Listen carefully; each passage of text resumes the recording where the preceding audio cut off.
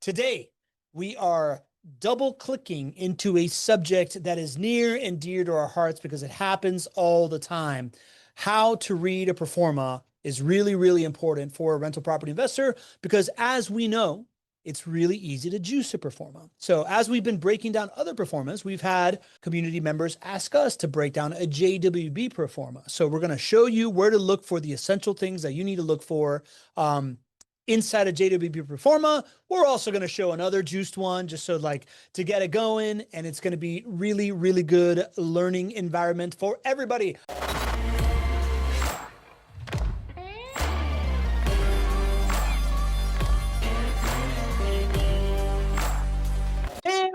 Welcome everybody to the weekly edition of the Not Your Average Investor Show. I'm your host, Pablo Gonzalez. With me, as always, the man that I affectionately like to call GC because he's got the genius concepts, knows how to generate cash flow, is a great co-host, and because his parents named him Greg Cohen. Say hello, Greg. Hello, everybody. Fantastic to be with you today. It is good to be with you, buddy.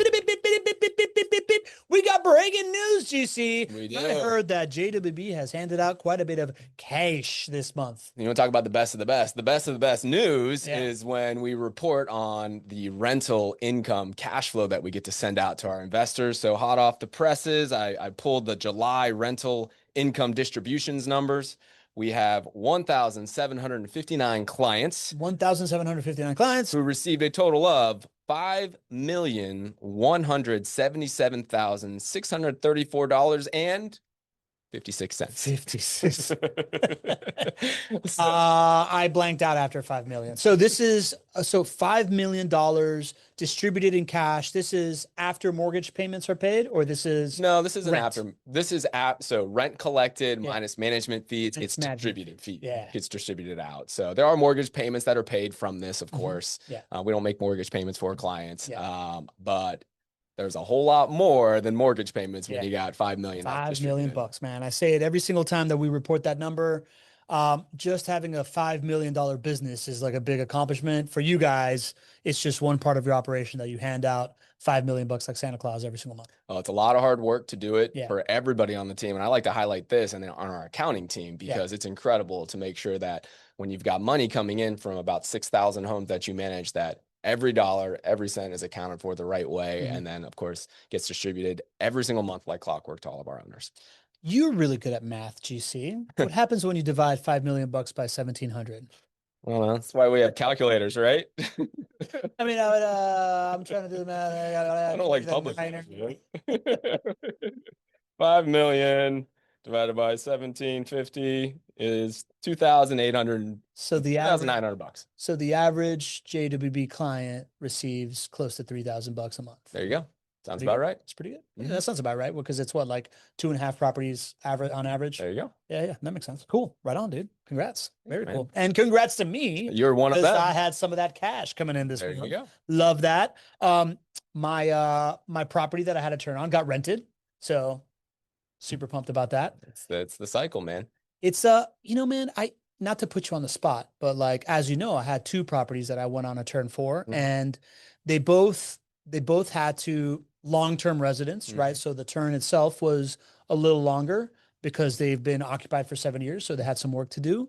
But both within a week got a full offer. Is the rental market picking up? Yeah, absolutely. I'm not surprised. Our days on market or rent is very low. We have been able to achieve a very high percentage of occupancy, and very low numbers of days on long day on market homes. So this is just a credit to the JWB property management team, to the leasing team, to the marketing team, to everybody come to the property management team to make sure that our residents are continuing to be happy and continuing to renew. And it's also just talking about how strong the rental market here is in Jacksonville, right? That's the macro side of this. So, let's put to bed any fears of this not being a good time to rent a house. I can tell you from a property management company that manages about 6,000 homes, things are really flowing, and I'm glad you got to see it personally on your properties. Yeah, undeniable for me, man. Does it being August have anything to do with it? Like, is August kind of like peak moment where everybody's like moving before starting school or something like that? No, No, No, historically, that's no. what it is. Actually, the time that we have posted the best numbers as far as homes rented is actually Q1. Okay. And it's interesting. It's not that way for every property management company, but it's been that way as we've tracked this for, probably 15 years now. And we attribute that to refunds, tax refunds coming in, a little bit more money in their pocket. And then, as you start to get into spring, starting to think about where you want to be, going into the summer months. And the weather's nice as well. So, but yeah, there's no seasonality here. Is the weather nice right now? Well, no, but I mean in like February, March. Yeah. That's sure. So that's actually the time that we Yeah. continually post records year over year, but nothing seasonality wise would be, giving us a bump for this time of the year, but things are really rocking and rolling. Right on, man. I love seeing the market. Like I think it's like an ongoing conversation that we've been having since the last market update, right? Like we're reaching this kind of like new normal of like whatever's happening in the world, people are just having to make decisions, and it feels like numbers are starting to like normalize into more of what we're used to that isn't outlier year things, right? Exactly. Exactly. Love it. Very cool, man. I'm very excited for the Q4 market outlook. Oh yeah. Coming up, because when you see numbers like this and we start to report on property management stats, like it's fun. I can't wait. Well, that's great that you're excited for that, because we have another breaking news, and it's the save the date for our featured properties webinar and our Q4 2026 Jacksonville market outlook.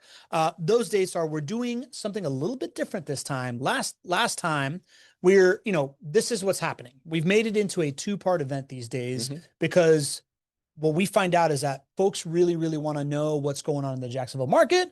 And then they also want to know what's happening at the property level, right? So we're doing a 2-part event where we go through a featured property. It's a quintessential look at what the inventory in Jacksonville looks like right now in the JWB offering, test the numbers, do all those things on a Thursday. And then that following Tuesday, we go into the quarterly market outlook for Q4. Those dates are featured properties webinar is going to be Thursday, 9/24 at 3:30 p.m. Eastern, 12:30 Pacific. And then the Q4 2026 Jacksonville Real Estate Market Outlook presented by JWB is Tuesday, September 29th at 12:30 Eastern, 9:30 Pacific. You pumped about it, GC? Can't wait. You were. Can't wait. I got the mental scaffolding working. We're going to figure out exactly what kind of new things I can share with you beyond just the foundation of how is the market here performing. So I'm excited, man. Can't wait. Mental scaffolding. Is that a term you came up with yourself? I picked that up from a very, very wise man one day. I can't remember who that might be. I wonder who gave you that scaffolding mentally. By the way, it was me. So that being said, fairy godmother Jen Filson is in the house saying, hey, JWB family, sending love from Monterey, California. And she's having a meetup this Sunday in Cupertino from 4 to 7 p.m. So call her 407-833 9868 408. There you go. 407 is Orlando. That's 407 is Orlando. Yeah, sorry. Area code 408-833-9868. I tell you what, when you put 9s and 8s and 6s and 8s, when my eyes are failing me, somebody's getting old over there. I'm on a little bit of a eye scaffolding myself here for a little help. All right, GC, let's get into the topic du jour. That's the topic of the day. It's the topic of the day. I'll have one of those. So you came in here with a wild look in your eye. Yeah. The studio. Yeah. What was going on? I said this is going to be an awesome show. And I said, I'm going to call it now. It's going to be an awesome show.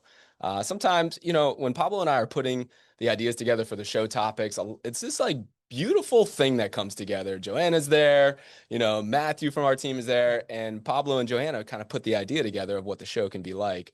And then a lot of times I just go to the lab and I start to take their idea and I'm like, oh, what else can I think about or teach about or bring up?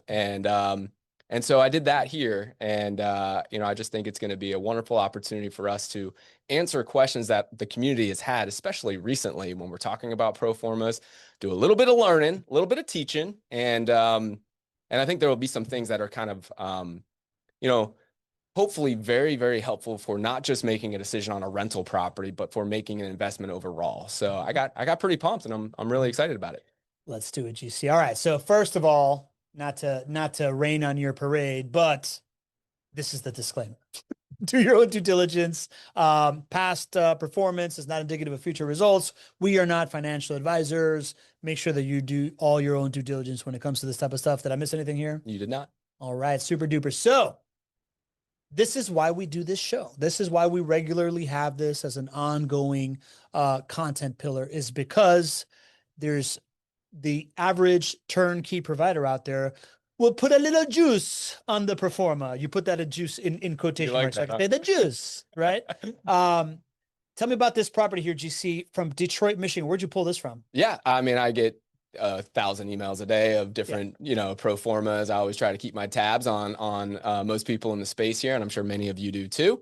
So I just randomly, went to the emails. I found one that had, over 30% returns, and I was like, I know that one's going to be juiced. And so this is exactly what was on the email and on the website and on the pro forma for this juiced pro forma. You know that accent of the juice thing is like a skit from Saturday Night Live, where it's like Rob Schneider and like they're like, you want to do this? Well, Bill Shields also pulled up another Saturday Night Live quote, was saying, "We are here to pump you up," as well. So yes, these are pumped up and the juice. Yeah, man, 33% total return. That sounds amazing. What? Take my money. Sign me up. Yeah, sign me up. That. Incredible. So passive too, by the way. Completely passive. Yeah. You noticed something special on this one, this idea that they were pumping up third-party property management? Yeah, I just looked straight on the website, and this is the first time that I've seen somebody or another company promote the fact that they have third-party property management for a turnkey rental property company. Usually it's stuffed somewhere back on the website, or there's terminology that doesn't really make it apparent. This company is promoting the fact that it's third-party property management, which really hard for me to understand.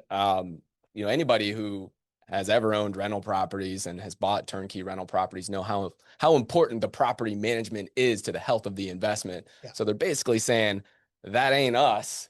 Yeah. Good luck. We're going to vet these folks and then turn you over to them. Hard to understand why. But they don't receive any commissions for referring them. And that must be why they put that front and center. But you know what? They also don't have any accountability. Yeah. So, I don't know. So that was certainly something to watch out for if you are making a turnkey rental property decision. You want it to be in-house. Property management's got to be in-house. Dave is also saying, if you see a 9% cap rate, you got to know it's juiced. Yeah. What's a normal cap rate to hear from people? 4 or 5%. Because we rarely talk cap rates on this show, so I don't know anything about it. Yeah. So and the cap rates. Cap rate is taking your net operating income and dividing it by your purchase price. Okay. We don't talk a lot about NOI or net operating income here. We're talking more about cash flow. And the difference between NOI and cash flow is your mortgage payment. So if you start with your gross rents that come in, and you pay all of your expenses, your taxes, your insurance, your all the expenses that come along. And then you're left with NOI, but that's before you make your mortgage payment. Okay. So NOI minus mortgage payment gets you to cash flow, which is what we normally talk about. So it doesn't do a whole lot of, cap rate and NOI are more in line if you're buying in cash. A small percentage of clients are buying in cash. Yeah. But when you put NOI of $900 up there and cap rate of 10%, that looks good to an investor who is wanting, $700, $800, $900 a month in cash flow. Yeah. And wants to earn a 10 cap. But at the end of the day, it doesn't really help the vast majority of clients who are buying with financing and are looking for a real cash flow number. Yeah. So cap rate is not cash on cash return, but it's a higher number, and that's probably why they put it front and center here. Okay. All right, man. Well, then let's get into it. I think we play the hits first, right? We talk about this all the time. 7 things to watch for on a property pro forma. Number 1, not including or underrepresenting maintenance costs. 2, not including or underrepresenting vacancy costs, right? Like when you own rental properties, stuff is going to happen where you're going to have to maintain it, and nobody lives in it forever. So you're going to have maintenance, vacancy costs as well. underrepresenting interest rates, down payments, closing costs. So like hard costs of the financing vehicle and the sale of it seems to be something that you see all the time. Not including or underrepresenting property management fees. I think on the last one, there were property management fees, but they weren't kind of like representing them on certain periods of it, right? So it's like it can get kind of tricky of like where they put it in. Projecting higher home price appreciation or rent price appreciation, right? Like we've gone over last shows where if they're just giving you the home price appreciations from like 2019 to 2022, that's probably not what's going to happen. Right. You want it to be across a full market cycle, averaged out over the last 30 years, right? 20 to 30 years. Yep. That pattern continues, yep. Right? Not including or underrepresenting selling costs. I imagine that this comes in at like when you cash in kind of thing on year 10 or exactly wherever they're putting it on. And then inflating return on investment calculations by including tax savings, principal pay down, and or home price appreciation in year 1. I assume we're going to like get into a lot of this stuff as we go through it, but we want everybody to just, have this. This is kind of like the cheat sheet, right? Like whenever you're looking through something, look through it. So do you see, you clearly found a bunch of that stuff here in this pro forma, but you told me you wanted to test me here, huh? I thought so. I thought it'd be pretty cool and Pablo hasn't seen all of the answers. He hasn't seen the answer key here, but I put their pro forma up here. We've talked about the 7 things to watch out for, and I thought we would kind of, interactively, all of us here in the community and whatnot, and you leading the charge, start to point out what you have some questions about or what doesn't make sense. Yeah. Okay. So purchase price, 110,000. That sounds like a Detroit purchase price. Current rent seems good. Again, cap rate 10%. I honestly don't know anything about cap rates, but now that Dave is saying anything above 9 seems high, obviously seems high. ROI at 33% jumps out to me as like, whoa, that's insane. NOI at 912 a month. You just explained what NOI was, but like I look at this thing and I think, wait a minute, I'm making $900 a month on this property. And I just heard you say this NOI. I thought NOI was like, because I think of it from like a business standpoint. When I think of NOI, all my costs are in there and it's what my actual monthly cash flow is in my business. Yep. But what you're saying is that NOI is for a rental property is that minus mortgage expense, which is the biggest expense. Yep. So I'm immediately looking at this thing and being like, man, they're anchoring me at a really high number that isn't very, very real to like get me juiced. Yep. Current status occupant, they said, oh, that looks good. Gross annual rent looks fine. Property taxes, I don't see anything. I don't, nothing really jumps out at me. Property management fee of 10%, right? Like that seems about right. I mean, we've seen a lot of like 6%, or 8% there. So give them some credit. They put 10% property management fees in there. Yeah, definitely. I mean, vacancy at 5%, maintenance at 5%. That seems right. I would ask, what are we, where you're getting these numbers from, right? Knowing that these should be proprietary numbers. If they can really like prove that to me. And then appreciation of 3% per year. And then it's showing at 10, almost, like 10.5% for a cash and cash return. That seems inflated to me. The idea that I'm like looking at like 10.5% per year of appreciation. How'd I do? Well, you're spot on with the appreciation thing. Let's kind of talk about that one first, because that is a big needle mover here. That is if we think about how are we getting to 33%, they tell you how we're getting to a 33% return, about call it, a third of that is coming from this appreciation number. Well, you've owned rental properties here. Okay. Your properties have appreciated a bunch since you own them. Has your bank account gone up from your home price appreciation? Not yet. Could you spend that appreciation? Not immediately. Because it's not in your bank account. Because it's not in my bank account. Right. It's there. Yeah. You've earned it. Yeah. But it's not hitting your bank account in year 1 or year 2 or year 3 until you refinance and then you pull it out. Well, this pro forma here is what this is saying is this is a year 1 outlook. This is a year 1 pro forma. So when it says that you have 10.5% of returns coming from home price appreciation, that's saying that you had that appreciation happen and you somehow accessed it, incurring no cost to do that. Yeah. And it's in your bank account. Yeah. That's how we calculate a return on investment. It's what hits your bank account. That's the right way to do it. So this appreciation is a common trick that turnkey providers and others use to juice these returns, to inflate these returns. Because what's happening is appreciation does happen. It is happening year 1, year 2, year 3, but it's not something that's in your bank account. And you can't put it on the pro forma and be accurate until the year it hits your bank account. Yeah. So if you sell in year 10, it should show up in year 10 with that full amount of appreciation. But when you put it in year 1, that adds, $3,000-$4,000 of return on this property in year 1, which is just not real. It doesn't hit your bank account.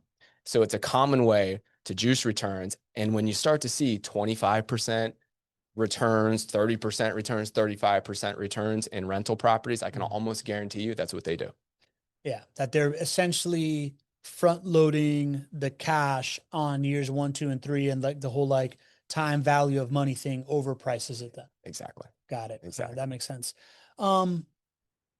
And so if it's 3% per year, and what they're saying is that the depreciation is 10.53%, I'm assuming that this is a 25% down property. Like that's like showing the leverage piece and then saying it's happening every single year. Yes, that's exactly right. They assume 25% down. Got it. Why is the vacancy and maintenance piece, like, wouldn't that be above, like in the net cash flow piece of it instead of down here? Yeah. So there's a lot of little tricky things here that are going on. Yeah. You just picked up on one of them. You see maintenance and vacancy here, and it's listed as 5% for both, but it's below the line of net cash flow. That means it's not included in your net monthly cash flow.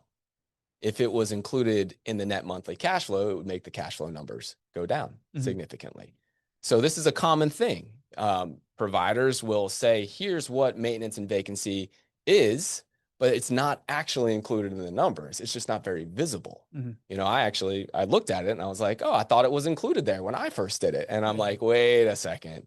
This is called reserves. This is below the line. And so if you actually run that cash on cash return of 13.9%, it's not including maintenance and vacancy costs. Got it. So it's like on there to check a box that it's on there, but it's not really hitting the numbers. So they're pulling in appreciation into the cash flow and they're pulling out vacancy and maintenance out of the cash flow and then just kind of like playing with that, and that juices numbers. Yeah. And then what do you think about those 5% and 5% numbers? Do you feel like that's achievable for a 110,000 4-bed, 1-bath, 1,500 square foot home that was probably built 40 years ago? And I feel like we've talked on the show about how new construction might be somewhere around there, but renovated, existing homes are a little higher than that. Yeah. Somewhere around, I think JWB has it like 7%, something like that. Yeah. JWB for a renovated home, our maintenance percentage is 7.5%. Yeah. That's us. Yeah. That's us. Yeah. Where we own it. They talk about third-party property management. How would they have any clue of what maintenance costs are for people? True. They're not the property management company. Do you think that they're going down and knocking on the property management company's doors and saying, hey, can I have a maintenance report for all the properties that you manage that we've sent to you and run the analysis to make sure? No, they're not doing that. They have no idea. Yeah. So, JWB's maintenance cost on a renovated home, 7.5%. That is way below what others do. I would estimate maintenance and vacancy costs combined for a home that has third-party property management, that is an existing home that's probably 40 or 50 years old. I checked, the roof is 6 years old. Hot water heater is 5 years old. They're not brand new, right? I would guess that it's probably 20 to 25% for their maintenance and vacancy, whereas here they have 10%. Okay. That is sneaky. Miguel Angel says, did they include selling costs? No, they did not. Great call, Miguel Angel. We need you here, buddy. You're bringing the fire from the moment you came back. No, you're right. So again, if we're counting this appreciation percentage, and this is again why you shouldn't count it in year 1, to unlock that appreciation, you got to do one of two things. You either refinance it or you sell it. Yeah. Well, unless you had an insane amount of home price appreciation, you're not going to be able to unlock the home price appreciation through refinancing in year 1. And again, they assumed 3% home price appreciation. So the math doesn't add up that you could, take the appreciation out through a refinance. It just doesn't make any sense. So that would leave you, if you really are going to be putting this appreciation into your bank account in year one, you would need to sell it. Well, if that was the case, then you would incur selling costs. Selling costs are things like paying a real estate agent. Typical real estate agents earn 6% on both sides, 3 on one side and 3 on the other. So there's 6% of the selling of the sales price right off the bat. Yeah. Then you've got holding costs and you've got closing costs. You total all that up and you estimate about 10% of the sales price is what you lose in selling costs when you sell. This is why it doesn't make any sense to sell in year one. Okay. And this is why it wouldn't make any sense to put a home price appreciation in year one, contributing 10% towards your returns. Doesn't make any sense. Doesn't make any sense indeed. Okay, cool. Getting some thumbs ups in the chat. GC, I want to move into the JWB Pro Forma, but first I want you to shed a little light on like that glimmer in your eye that you had when you walked in here today. You threw this thing into ChatGPT, didn't you? Yeah, so I'll share a little stuff with you. So when I'm doing these breakdowns, it is hard for me to understand what other companies do with their pro formas a lot. I know a lot about pro forma. They do them all day. I know ours, but superstar finance student out of University of Florida. Whatever that is. But like at the end of the day, it's kind of like being a contractor and going into another contractor's work and like trying to fix it after forensic finance. Yeah, right. It's really hard. Yeah. So a lot of times when I'm doing these preparation for the show like this and breaking down a pro forma, I'm like, I don't have any idea how they got to this number. Let me see if I can throw it into ChatGPT and see if it can make any sense of it. So I did that this time. I do it pretty much every show we do one of these. And after I did it, I was like, you know what? This would probably be great to show you guys. Yeah. Because you guys could do this too. You guys could put these pro formas that you see into ChatGPT or AI or whatnot. And I think it's a helpful resource. So here's what I did. I couldn't figure out how they got their principal pay down return on investment at 8.8%. It made no sense to me. And this is my conversation with ChatGPT. I said, I see the pro forma, or here's the pro forma. How are they getting this highlighted, number here? I really can't even read anymore. So you're going to have to read this. But, ultimately, well, you take it from here because I can't read it. Yeah, it just does the math, right? Ran the amortization, started on $82,500 loan at 7% for 30 years, numbers. And then it realized it was not 8.7%. So it would not use 8.78% for a principal pay down number for a 7% 30-year amortizing loan at 75% loan to value. Year one principal reduction is only about $838, producing only 2.7% return on the cash invested from it. So the fact that their 8.78% works out exactly to a $2,750 principal pay down assumption, which is exactly 2.5% of the $110,000 purchase price, is a strong clue about what they've done. ChatGPT throwing some shade. Yeah, well, so it figured out what they actually did was they used the wrong formula to calculate principal pay down. Yeah. And so you don't need to get too much into the weeds here. The principal pay down assumption that they have, the formula is wrong. And you see this a lot. So if something doesn't make sense in a pro forma, use AI. See if they can figure it out for you. That's really the takeaway. Yeah, and I see you had how much confidence do you have in the company providing this pro forma based on your analysis? Do they know their stuff? Yeah. Talking to ChatGPT like a teammate over here. There you go. Based only on this pro forma, my confidence would drop. I would not conclude that the company doesn't know real estate, but I would question the quality of its financial underwriting and or how aggressively it markets its returns. The principal pay down issue bothers me most because this isn't a judgment call. And principal pay down is wrong a lot on these. Principal pay down and tax savings are wrong almost, I don't know, I can't say always, but a very high percentage of the time. And apparently that bothers ChatGPT. It does. It bothers ChatGPT. And then it looks like it did a multiple point kind of a severity analysis on these things with principal pay down. Vacancy and maintenance didn't appear to reduce cash flow, what we talked about. Total return of 33.2%. This sounds like the conversation we just had, GC, plus like a rating of severity as well. Cool. So that's an interesting little thing you found out. Let's get on to ours, GC, stuff that you really do know very, very well. Yep. Well, first, I guess you recasted the original pro forma, Sure. with these assumptions. And it now brings it down to like a much more realistic 12.1% IRR with a year one monthly cash flow of 330. Why'd you highlight the rest of these right here? They didn't include tenant placement fees. Okay. So that was another thing that they did not have in their pro forma. And you want to include that. If you want your home to be rented, it's going to have a tenant placement fee. So you might as well include that in the pro forma. And so that's what we did here. Makes a lot of sense. Miguel Angel asks, shouldn't we include Miguel Angel? We've missed you, man. You always ask, like, I'm now like back in like oh yeah, whenever Miguel Angel's here, he always asks good questions in the chat. Absolutely. Shouldn't we include inflation in home price appreciation over the years? Inflation and home price appreciation. I mean, inflation is a part of why homes actually appreciate. You generally want to show the appreciation rate when you're looking at a pro forma. What you may be talking about, Miguel Angel, is talking about inflation hedging and inflation profiting, which is the fifth profit center. We don't typically include those in our pro formas, even though it is very, very valuable and a part of a return on investment. It's complicated, and we're trying to make it as simple as possible. So we include 4 of the 5 profit centers in our pro formas. We don't include inflation hedging and inflation profiting in it, but you can, and it would only make the numbers look better. Okay. All right, makes sense. Let's get into an actual JWB pro forma. This is what we teased the show with. It's what we were asked to last time that we did this. JWB turnkey rental property pro forma. Is this a real property, GC, that we're looking at? Absolutely. $247 monthly cash flow, 14.5% total return IRR. I'm just going to stop right there and say that those numbers are better than what we've seen in a while.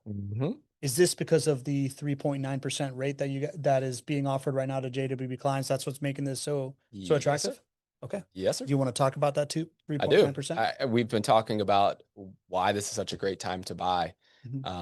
And one of the reasons is that our clients are able to get 3.99% interest rates on their purchases. It's a special loan product that we have available for our clients. It totally takes a property that might be break-even cash flow or even a negative cash flow property and makes it like this one, a couple $100 a month positive cash flow. And what this does is it sets the stage for this property to pay for itself, plus a little bit of wiggle room. And we want positive cash flow coming in so that we can stay in the game for a full market cycle and let the other profit centers do what they do. And that's how you wind up, stacking assets and then ultimately achieving your financial outcome through rental property investing. So you got to have positive cash flow, and the best way to do it, and why we've seen our returns even go up from what they were a couple of months ago when this product wasn't available, is because of that 3.99% rate. So yeah, really good time to go to chatwithjwb.com, take a fresh look at what a return profile looks for you right now based on what you have available to you, based on this 3.99% rate. And it's pretty eye popping, man. Like I look at these numbers, I'm like, oh, I need to get on chatwithjwb.com. So that being said, GC, talk me through this pro forma right now. Yeah, so this is just a very typical home in the JWB portfolio here. 4 beds, 2 baths, 2-car garage. This is in one of our 4 neighborhoods that we've been investing in for over 20 years. And there's over 3,500 properties that turnkey clients have purchased in these neighborhoods over the last 20 years, plus the 500 or so rental properties that I own. They're right in these core neighborhoods. Ultimately, what you're going to see are purchase prices somewhere between about 200,000 to maybe about 280,000. So this is right in the middle there. I think it's 250,000. That's right. And $20. And $20. Don't forget about that $20. Yeah. And then, your total out of pocket somewhere around 60 to maybe 75,000 is what you need. That is assuming 25% down as far as down payment. And we, of course, are including the closing costs that are required, as well as the prepayments on things like taxes and insurance. Sometimes other providers don't necessarily include those, as well as, tenant placement fees, which are paid up front because this home is occupied, has a long-term resident in place. And this is usually on the front page of the pro forma, right? When you're looking at a JWB pro forma, this is the front page stuff. Yeah. And, I think it was MJ Rueda who was asking last time, hey, do you have pro forma that, like a deal sheet? Does it? And the answer is yes, we absolutely do. So this is actually the front page of the pro forma We also, if you get the opportunity to speak with our sales team, you'll see a rolled up version where we look at it as like, how are we managing the portfolio overall? So it doesn't have some of the pictures and the property specific things there. It's more of just like financially, okay, how are we going to take this amount of money and grow it? Yeah. And then we can dive into the actual property deal sheet, if we want to call it that, or pro forma, where you see, the picture and then all the specifics on the home. So this is exactly what you see when you jump on the phone with the sales team. Got it. So, I'm assuming you have this stuff highlighted because these are really kind of like the big beats that happen on this like front page, right? The address of the property, so you can Google map it and see where it is. You got the purchase price, right? Can't really mess that up. The IRR, and the cash flow is essentially the bottom line numbers that investors are looking at, and then the total initial investment, right? Like this is all stuff you really want to know as an investor, and then you go a step deeper into the pro forma and you start to be able to like see these other numbers here.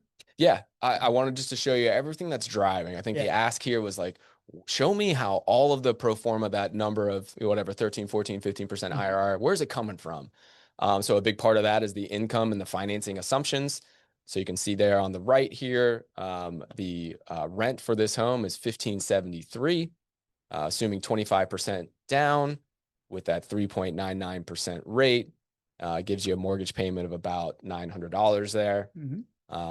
And then, that drives those key investment details, which details how much out of pocket you would need. And then top right there is everything pertaining to the property that you might want to know. Got it. Okay. And then this is the cash flow analysis. This is the meaty section, right, GC? Yeah. And so this is for you guys. I thought this could be a great place for, I'm looking at you, MJ, to ask questions and like, where do these numbers come from?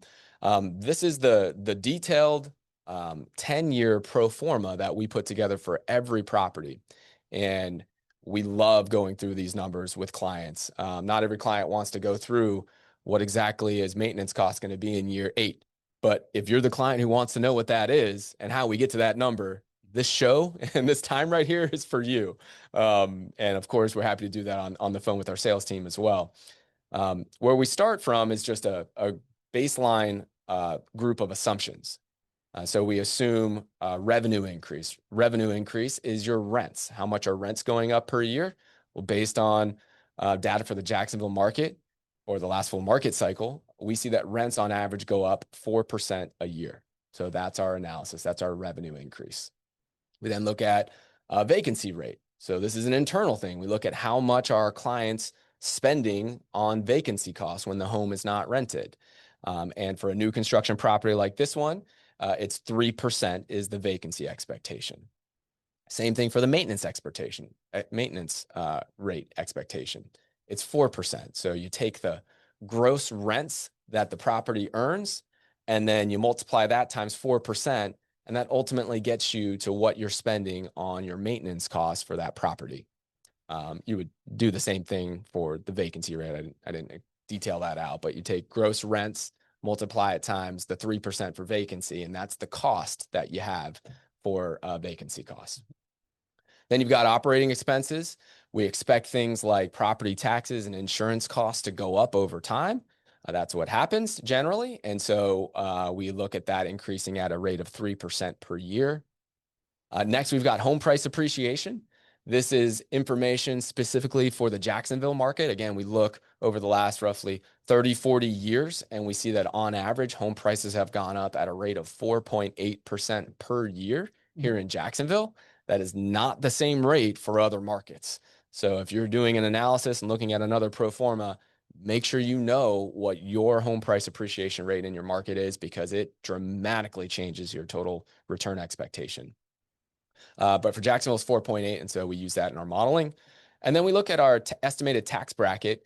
We'll dive a little bit more into the tax savings calculation if you guys would like to go there a little bit later on, but that's helpful to understand there. Okay, so these are kind of like the big assumption numbers up here, right? Like I know that when we've talked in the past looking at performance, there's essentially day one hard numbers and then ongoing numbers. And some of the ongoing, like the day one hard numbers should be factual, right? Like you should have that. You should know what your insurance cost is going to be, and you should know your mortgage expense and the price and all these different kinds of things, what the rent's going to be on day one because it's taken. And then there's these kind of like forecasted numbers.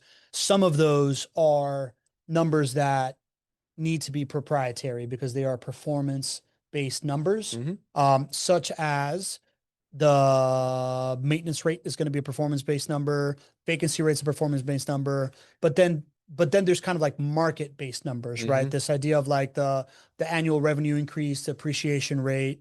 And I don't know if the operating expense increases. Am I thinking about it correctly? Yeah. Yeah. So these vacancy rates, these maintenance rates, these come from historical performance by JWB over the last 20 years. I assume that the revenue increase is one market bearing and another kind of like performance as well. We use the market. We actually don't use the rate for JWB rental properties. Okay. You want to go as far back as you possibly can and use macro data when you're looking at like rent increases and home price appreciation. So we actually just use a macro market number there. All right, cool. And then estimated tax bracket, this 35%. We're going to talk about a little bit more about that later. Then we dive into these numbers, GC.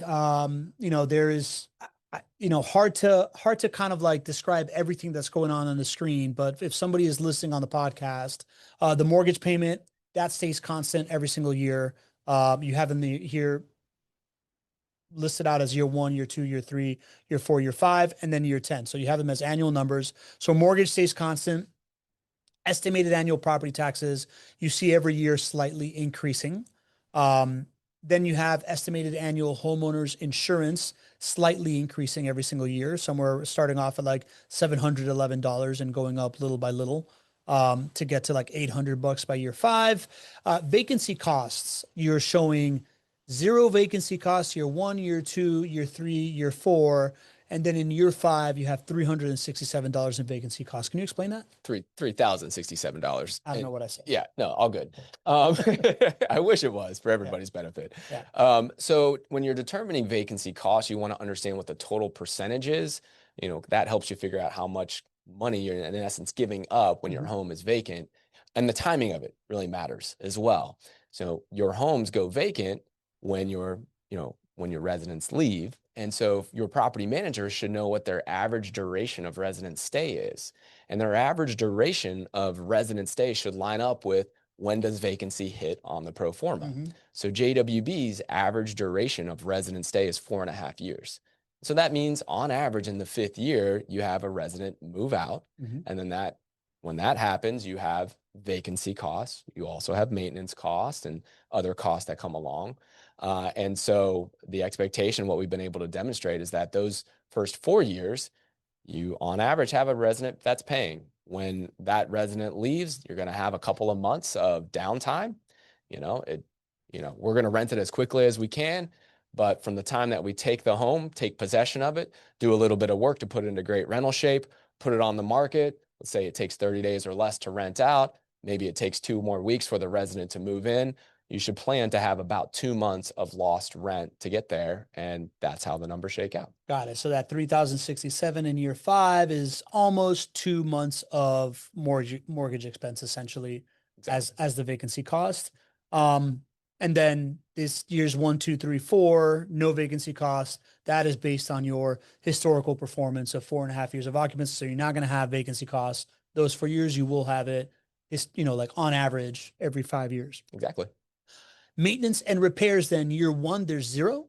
I'm assuming this is a new construction, right? We talked about. So new construction, not expecting any repairs year 1. Then year 2, you have $300. Year 3, you have $450. Year 4, you have $600. And then, bam, year 5, you have $2,740.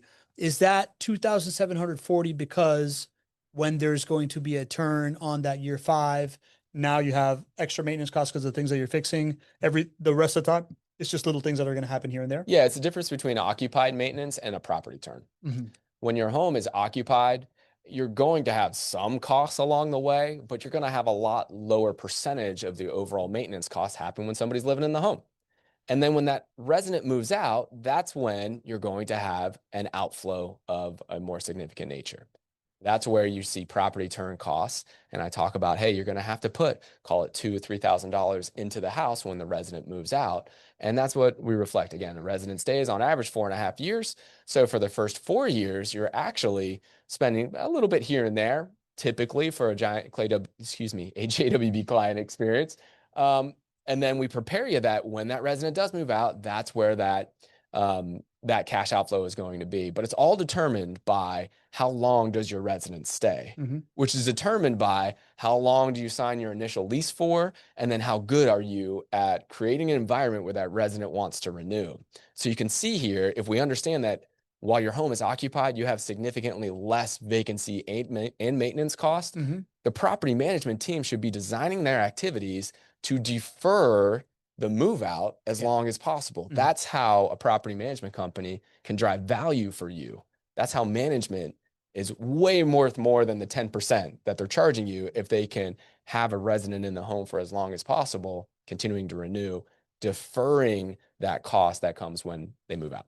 Got it. Yeah. One of the reasons why occupancy is the name of the game. It's not just that you lose the rent. It's also, those big hits of maintenance happen in that moment as well. Right. Exactly. Okay. So then there's a the JWB cash flow credit that I assume that happens when there is a special situation happening. That's not in this house. Well, it's not in this house, and it doesn't happen unless you elect not to take the 3.99% rate. Okay. So there's some clients that won't be eligible for the 3.99% rate. Okay. Let's say they're buying a house in their retirement accounts. Well, in a retirement account, if you want to get financing, it's a whole different ballgame. It doesn't play by the same set of conventionally financed rules, and so you're not eligible for the 3.99% rate. So in that case, we are able to give you an incentive package, which is very similar in nature, and it would show up here as a PM cash flow credit. Okay. Then we got tenant placement and lease renewal fees, something that we see people skipping all the time, right? It's on that list of 7. And, very, as I'm filling in the gaps of the story you're telling, year 1, 0, right? Like you've already put that tenant in there. Year 2, $400. I'm assuming that's that renewal fee to renew them for another 2 years. Nothing on year 3 or 4 because you're there for 2 years. And then year 5, we're assuming that the resident moved out. So now it's that full month's rent tenant placement fee. Exactly. That happens, right? So again, showing it accurately based on timing and based on historical performance in order to estimate the stuff. Estimated annual additional property costs. You got $900. You got $900 to $1,000 here going through years 1, 2, 3, 4, and 5. What are these? These could be things like HOA fees, or sometimes the septic system has to have an annual inspection, and all of those. There could be water treatment fees. So things that are related to the property, but not your typical buckets. We want to make sure that the client is prepared for that, and of course factored into the cash flow. Got it. Okay, so these are the costs, right? Putting in annual cash flows of $2,000, $3,000 year 1. Why does year 1 have such a high cash flow? It's because there's no property management fee in year 1. Because there's no property management fee. We don't charge a property management fee in year 1 at this moment. It's another way to drive returns in an environment where interest rates are higher than we all want. So that is another thing that helps to increase the positive cash flow in year 1 and overall returns.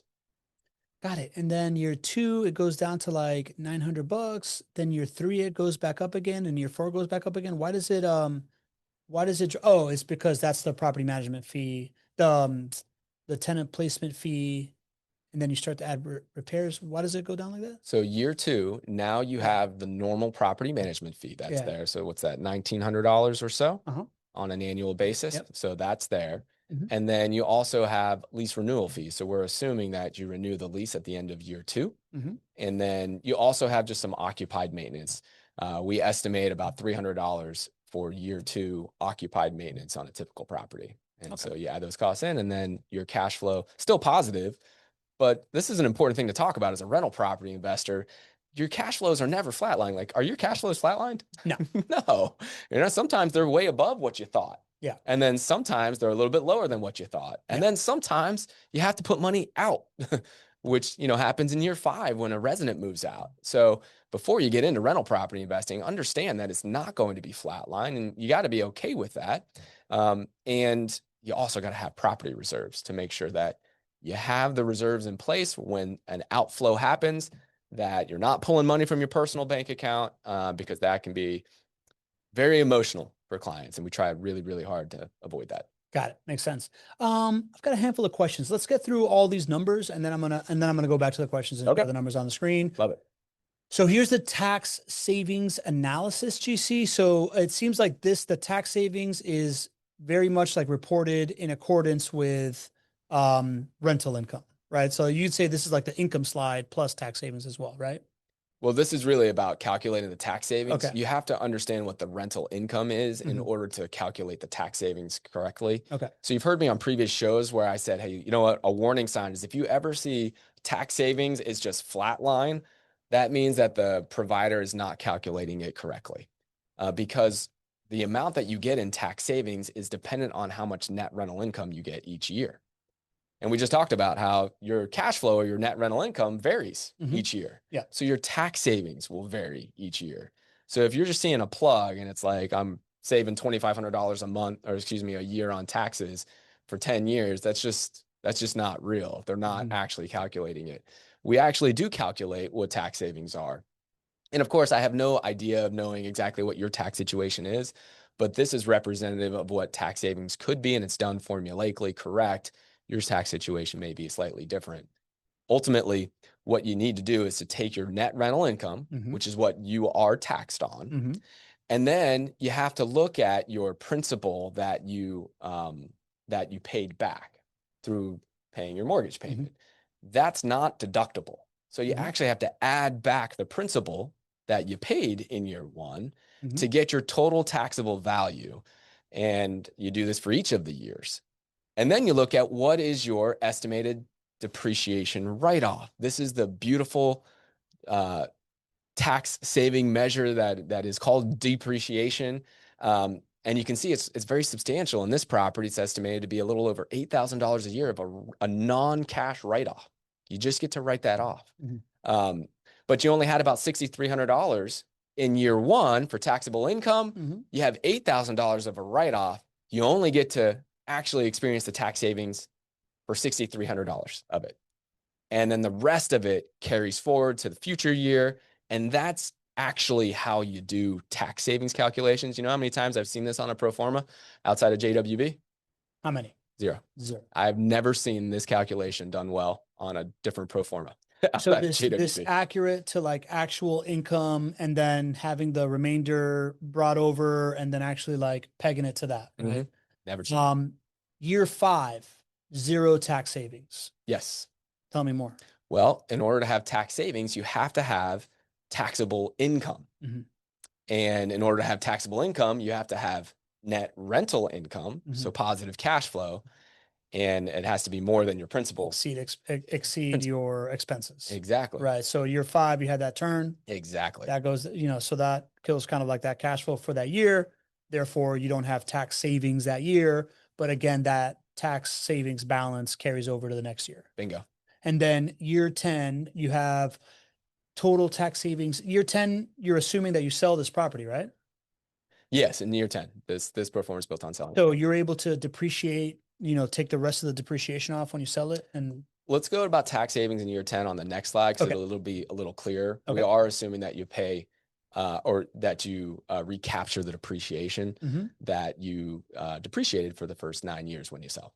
Okay. So all right. So then, I mean, the lesson that I'm seeing here over and over so far on these slides is just like, hey, nothing is ever just like one constant thing. If it's just like across the board, the same number over and over, then the numbers aren't exactly accurate. And at the end of the day, when the money actually hits, affects the IRR, affects the ROI. That's where people start to juice stuff. So this is the final kind of like total IRR analysis, right? It is. And this is the most important thing, because the biggest reason why it went from a 12% IRR, which is really what the recast pro forma showed, versus the 33% return that they said on the original pro forma, the biggest reason is because of the timing of when they counted home price appreciation. And here's how you do it the right way. If you can see here, you've got years 1 through 3, 4, 5 in year 10. And if we just zero in on home price appreciation, home price appreciation is actually realized when you sell. It's when you put the money in your bank account. And so you do get a large amount of home price appreciation in year 10 if you sell in year 10. But you've got to evaluate the time value of money here. You can't plug that in, just divide it by 10 and plug it into year one, because it inflates year one returns. And that's how you get to these absurd 25 or 35% returns.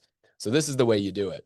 When the property sells, you calculate how much the home has appreciated, what that new sales price is, and then you subtract out what your original purchase price was, and you would have received about $150,000 in home price appreciation for this property 10 years from now.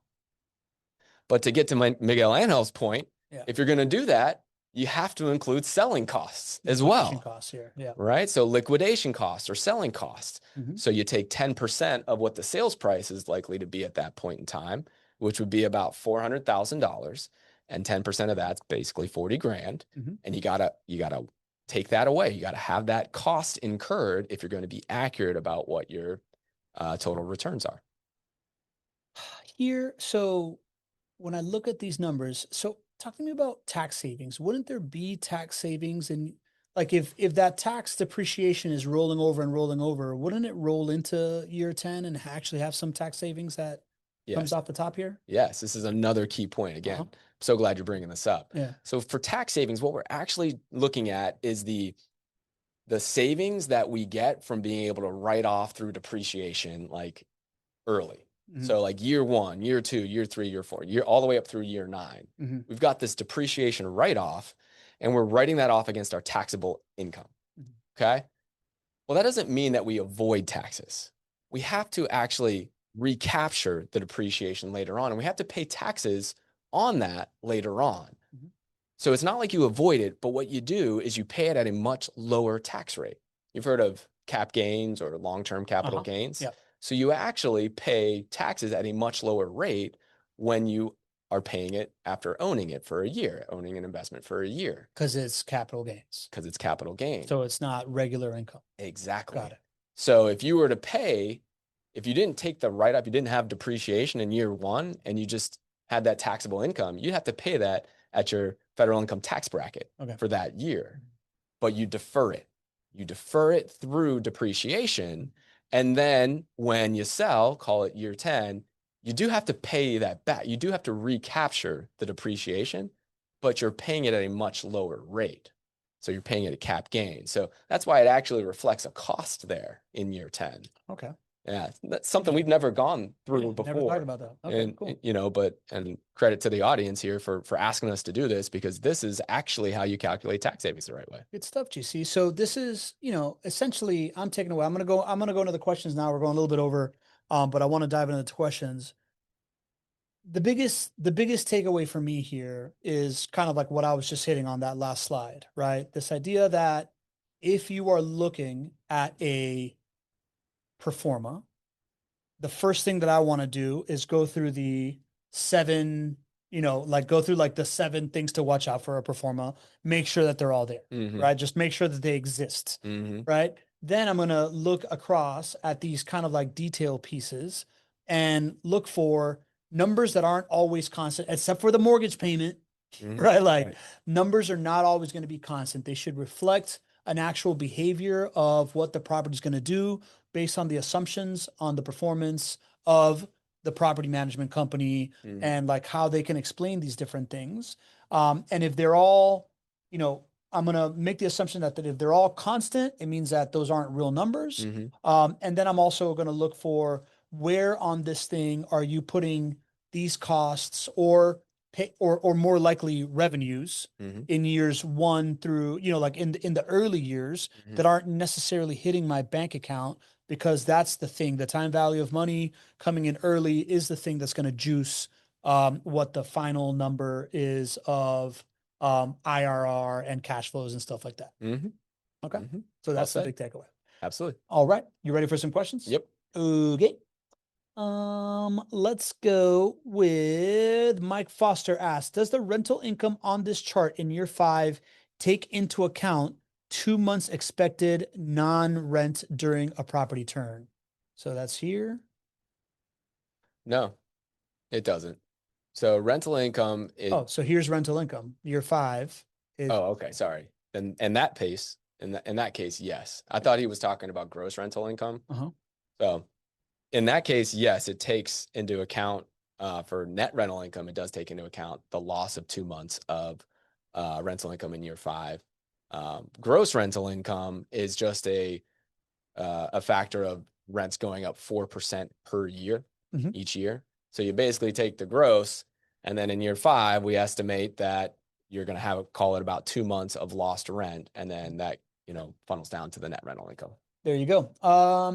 Sharmily asks, if JWB is not charging a property management fee in year 1, then what are JWB's profit drivers year 1?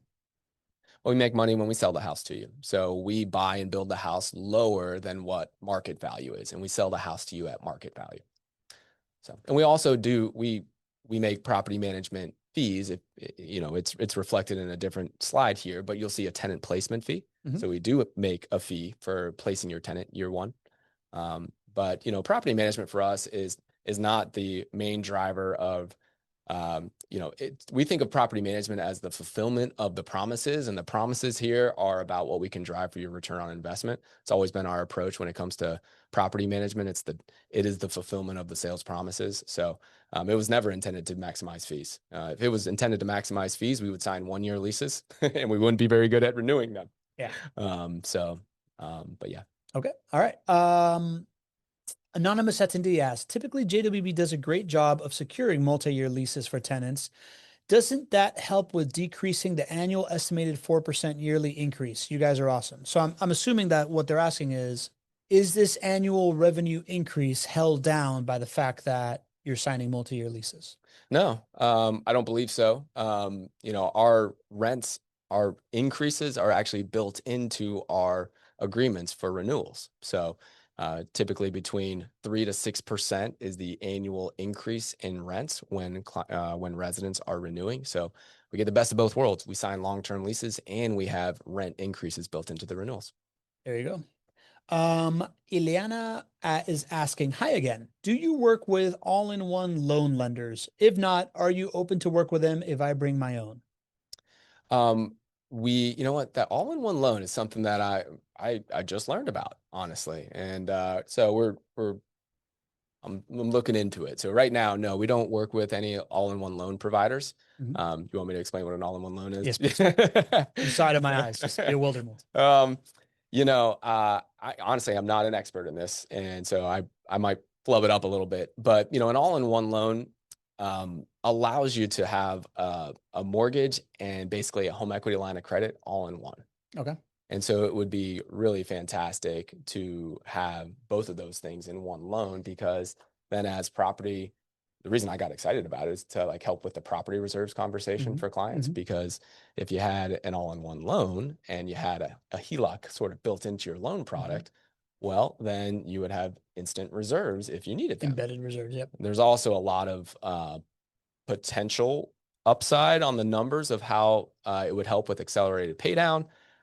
I don't really want to talk too much about it because I am literally just scratching the surface of this thing, and I don't want to advocate for it. And I don't know that it's ever going to work for or be good for JWB clients or whatnot. So I don't know. You just caught me at a unique moment where I literally just had it run across my desk and was looking at it. So interesting. Right. So as of right now, no, you don't work with all-in-one loan lenders. And then what if she were to bring her own loan lender? We want to protect your client experience. And one of the ways to do that is to work with our network of approved lenders. So we would not be able to work with your all-in-one lender when it comes to purchasing a JWB property. If you have one that you like and you want to refer them over to our team, we can certainly vet them out, and maybe one day they could become one. But no, you do need to work with a lender in JWB's approved network. Can you just double tap into that, protecting the owner experience piece, right? Because I think most people hear, oh, you can only work with our lenders, and they probably assume it's because you get some kind of kickback or something like that. Yeah, we don't make any financial kickback or referral fee for referring you to a lender. We never have. This is about making sure that you're going to be a happy client, that the loan's going to close. To be a JWB lender, you have to have closed hundreds of loans for clients before. And the only way you know if a loan is going to close is, has it been done hundreds of times before? There's so many intricacies when it comes to investment property loans in Florida. And, so from a loan product, banks are notorious for promising the world, but the left hand doesn't know what the right hand is doing. And so you do all this work to get approved with that lender who, we've never worked with before. And then at the end of the day, the loan doesn't close. You're not a happy camper. And for JWB, it's a huge risk. We keep the lights on over here by selling properties. And so if we were just at the, if we were at the whim of lenders that many times couldn't close, it could create cash flow issues for our business if we did that. And so a long, long time ago, we said, no, we're only going to work with lenders that have been able to prove that they can close the loans, that their products are exactly a fit for JWB clients. And, and really, like I said, we don't make any money off of it. It's truly about making sure you're a happy client. Okay. Last two questions here. Ileana has one more question. Thanks. Oh, no, sorry. Sharmili has another question. What are your average turnover costs and do you charge a markup on maintenance? So average turn cost, I just pulled it, about $2,700 out of pocket is what clients are seeing. So it lines exactly with the pro forma that we have. I actually pulled that, not even running that number there. So there you go. You can tell that the numbers are based on real facts here. And do we charge maintenance markups? We do not charge maintenance markups on your maintenance as a turnkey client. It is something that almost all property management companies do. We do not. We charge a management fee when it comes to managing the property turn because many times we're managing a number of trades. Like a GC kind of fee. Like a general contractor, not a Greg Cohen fee. There you go. Yeah, general contractor fee. Yeah. It's a small fee. But no, your regular maintenance does not have any maintenance markups. Not only does it not have maintenance markups, I've recently, it's funny, that I'm involved in other property management circles and ventures and whatnot. I have heard a recent kind of like argument from one of like the biggest name, like the biggest influencer in property management that has the biggest audience in property management. I heard him on his podcast talking about the fact that, first of all, demonizing kickbacks from contractors, cool. But then he was also saying, I don't believe that property management clients are entitled to preferential pricing from my contractors because I'm already not making a whole bunch of money from property management. So I don't know why I need to like pass on any kind of savings or anything like that. And that struck me as completely different than what we talk about here in the sense that like, yes, not only are you not marking up maintenance fees, but JWB as a company that manages 6,000 plus doors in the Jacksonville market spends $7 million a month in construction and in contractors. And therefore you get highly, highly preferential pricing from your contractors. So not only are you not marking things up, but the JWB client like myself, when something in maintenance is being done in my home, I'm getting better pricing than I would get for myself if I was to go out there and get a contractor. 100%. Line item pricing is what our contractors sign up for when they become a part of our network of contractors. And so, we let them know, hey, we can provide a lot of value for you. We have work constantly. You're going to get paid very quickly. You're going to have this network that you're a part of. Your business is going to grow substantially. But we're going to need to make sure that we have significantly decreased pricing for our clients, and you all get to benefit from that. So yes, there is that significant economies of scale, that cost savings that comes with the amount of work that we do by building 300 to 400 homes a year and by managing 6,000 homes a year. So you get the benefit of that. And on top of that, we do not mark up your maintenance as well. But that is very, very different than the regular property management world. Yeah, it's just very different. Got it. All right. And then last question, Mike Foster asks, can previous JWB home purchases be refinanced into the 3.99% rate? Previous purchases, I mean, technically yes, but it's probably not something that you'd like to do. Ultimately it'd be a rate buy down that you'd be paying for. So I guess you could, depending on what your thoughts are on interest rates. But if you buy the property, then JWB buys down the rate for you to get you to that 3.99%. Mike, though, there might be an opportunity. And Mike, if you want to set up a time to chat, there might be an opportunity to refinance, pay, the interest rates that are there today, call it 6 3/4, pull that capital out, and then use that to go and purchase new homes at the 3.99 rate and probably grow your portfolio significantly. So great point. reach out to the team, Mike, and we'll get you squared away if that's something you're interested in. And that does it for us today, folks. I want to thank the community. I know we went 15 minutes over. We knew it was meaty. Yeah. The truth was we made the decision to talk about the ChatGPT and like all these different things because we found it so interesting. We knew that the actual like JWB Forma would be meaty, but we wanted to like empower people, right? Like we so often we get asked about these numbers and these things. And we thought this idea of like bringing on an old one, throwing it through ChatGPT and like teaching you to do that would be good. I also challenged Gregg and said, Gregg, what does it say about R? About the JWB Performa? What did it say real quick? It said it was substantially more verifiable. It said it had more confidence in JWB's Pro Forma. Yeah. Yeah, it was nice to see. And what did you have to ask?